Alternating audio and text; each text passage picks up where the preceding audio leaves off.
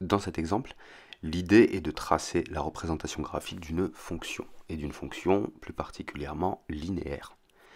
Alors, on commence par justifier que la représentation graphique est une droite passant par l'origine, tout simplement en précisant que la fonction est une fonction linéaire. La fonction qui nous est donnée est une fonction linéaire. Alors ici, f de x est égal à 2x, c'est une fonction linéaire de coefficient 2. Il n'y a pas besoin de le démontrer, hein, c'est évident par définition. D'après la propriété du cours, on sait qu'une représentation graphique de fonction linéaire, c'est une droite qui passe par l'origine. Eh bien, il n'y a plus qu'à tracer cette fameuse droite. Alors, pour tracer une droite, combien de points nous faut-il au minimum? Normalement, il en faudrait 2. Mais nous, on va prendre nos précautions et on va en placer 3 pour être sûr de l'alignement et qu'on ne s'est pas trompé dans les calculs. Donc déjà, nous avons l'origine, ça fait déjà 1 point. Il nous faudrait donc 2 autres points. Tout ce qu'on sait sur la représentation graphique d'une fonction, de manière générale, c'est que tous les points qui la constituent ont pour coordonnées x en abscisse, une certaine abscisse, mais ils ont pour ordonnée l'image de leur abscisse, f de x. Donc, il nous suffit, pour trouver un point appartenant à la représentation graphique, de fixer un nombre x, on le choisit, donc par exemple x égale 1, et on va calculer son image, l'image de 1 qui est égale à 2 fois 1, donc 2. Très bien, donc là on a une abscisse et une ordonnée, 1 et son ordonnée f de 1 qui vaut 2. Donc le point de coordonnée 1, 2 appartient à la droite représentant f. Pour avoir un deuxième point, ou plutôt un troisième point hein, si on compte l'origine, eh bien on fait exactement la même chose. On choisit une valeur de x, 3 par exemple, on calcule son image f de 3 qui vaut 6. On peut donc dire que le point de coordonnée 3, 6, 3 en abscisse, 6 en ordonnée, appartient donc à cette représentation graphique de la fonction f. Maintenant que nous avons 3 points appartenant à cette représentation graphique, eh bien il ne nous reste plus qu'à placer ces points dans un repère et à tracer la droite représentant notre fonction f. On va tout de même insister sur un point ici, c'est qu'il est vraiment très important de calculer les coordonnées de points avant de les représenter dans un repère afin de pouvoir calibrer le repère. Ce qu'on appelle calibrer le repère, ça va être placer de manière assez judicieuse les graduations. Pas trop petites, pas trop grandes, histoire que ce soit lisible. Mais ça vient avec un peu d'expérience.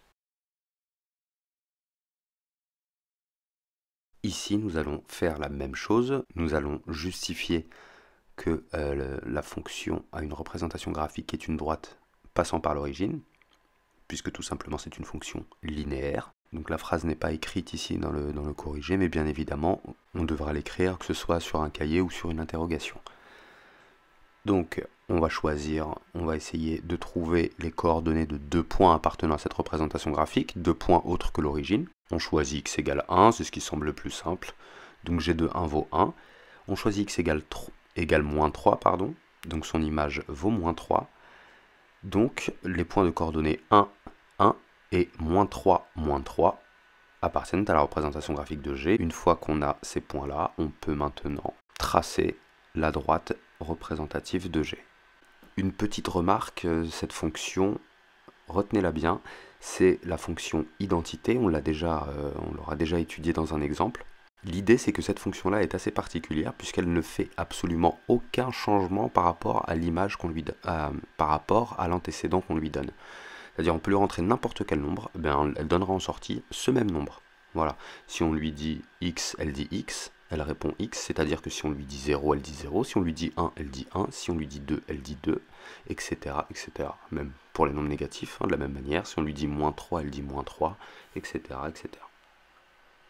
C'est une fonction qui certes n'est pas très intéressante, mais en tout cas elle est très utile dans certains cas, mais vous verrez ça plus tard.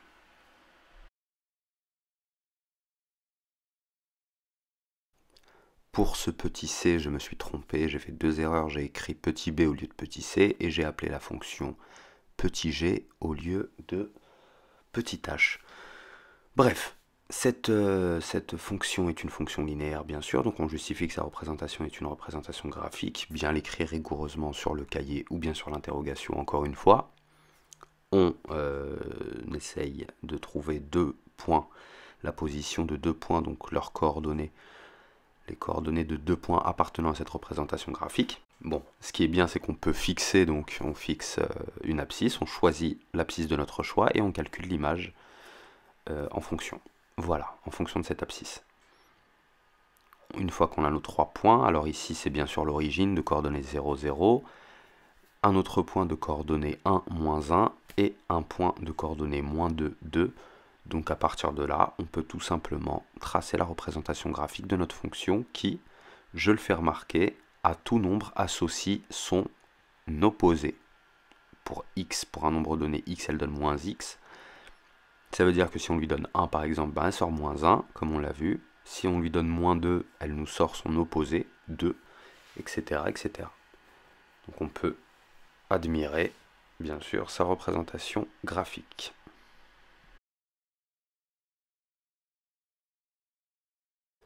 Pour l'exemple du petit d, avec la fonction i qui à tout x associe son tiers, c'est-à-dire x sur 3, pour représenter graphiquement cette fonction, il faut bien sûr justifier que sa représentation graphique est une droite passant par l'origine puisque c'est une fonction linéaire. Effectivement, elle est linéaire comme on a vu dans l'exemple. Si on a x sur 3, c'est la même chose que 1 tiers fois x.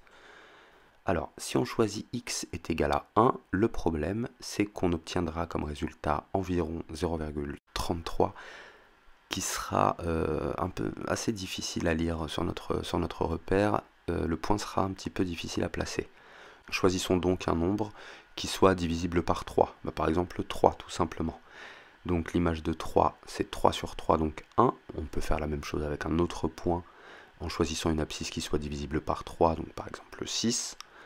En calculant son image on obtient 2. On a donc les deux points de coordonnées 3, 1 et 6, 2 que l'on peut tout de suite représenter donc graphiquement avec l'origine et tracer notre représentation graphique. Encore et toujours la même recette pour cet exemple-là, avec la fonction j qui à tout x associe 3 demi de x.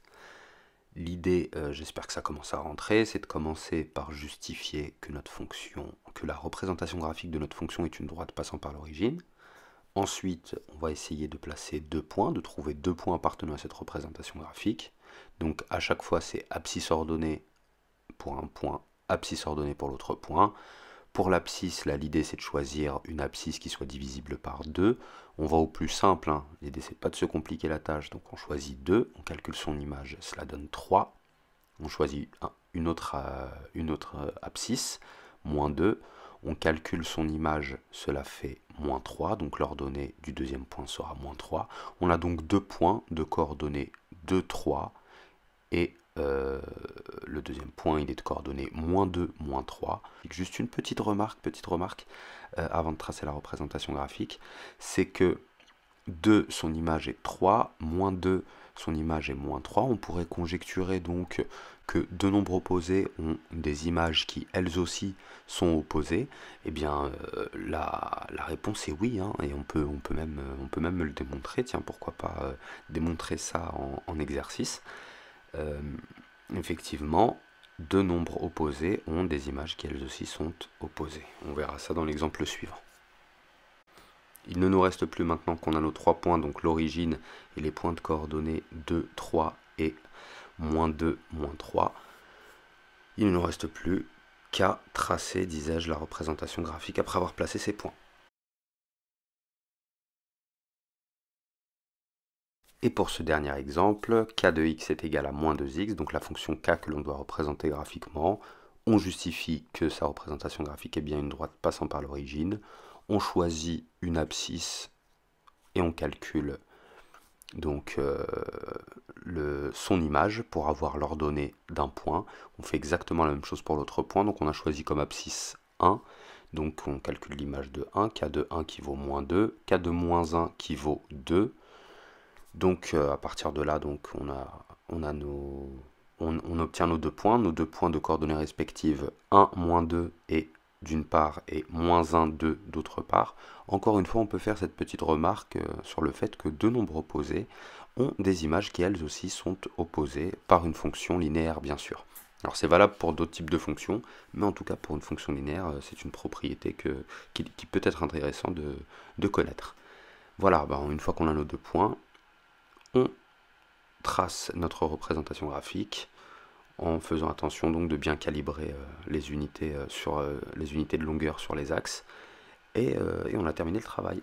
Voilà, j'espère que vous aurez bien retenu donc la première étape qui est bien sûr de justifier le type de représentation graphique qu'on a, la nature de la courbe, donc c'est une droite passant par l'origine, et puis ensuite la simplicité avec laquelle on trace cette droite. Ce qu'il faut, c'est en réalité seulement 2 points suffisants, l'origine et puis déterminer les coordonnées d'un autre point, mais on assure nos arrières, on vérifie qu'on a bon, avec un 3e point pour bien vérifier l'alignement, parce qu'avec 2 points, il n'y a pas véritablement d'alignement qu'on peut vérifier.